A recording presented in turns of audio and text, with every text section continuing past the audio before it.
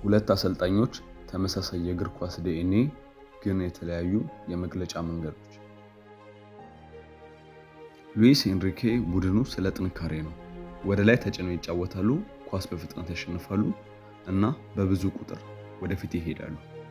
ፉልባኮቹ ወደፊት በሰፊው ነው የሚሄዱት፣ ዊንገሮቹ ከፍ ብለው እዛው ይቆያሉ። ሉዊስ ኤንሪኬ ቀጥተኛና የማይቋረጥ ኳስ ነው የሚጫወተው።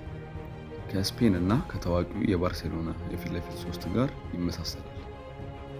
የተደራጀ መከላከል፣ ፈጣን ጥምረት፣ ፈጣን ጊዜ። ሉዊስ ኤንሪኬ ጨዋታው ሃይ ሪስክ ሃይ ሪዋርድ ነው ማለት እንችላለን።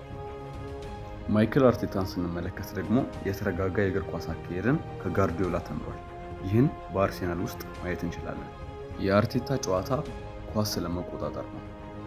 ፉልባኮች ወደ ሜዳ የመሃል ክፍል ይገባሉ፣ ዊንገሮቹ ደግሞ በሰፊው ይዘረጋሉ። እያንዳንዱ ተጫዋች ዞኑን ያውቃል። ይሽከረከራሉ፣ ይቆማሉ፣ ይገነባሉ። የአርቴታ አጫወት ጦርነት ሳይሆን ቼዝ ነው።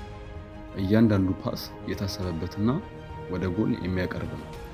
ሁለት ብሩህ አእምሮዎች ጨዋታውን ለመቆጣጠር ሁለት የተለያዩ መንገዶች። በዛሬ ምሽቱ ጨዋታ የትኛው ቡድን ያሸንፋል ብላችሁ ታስባላችሁ?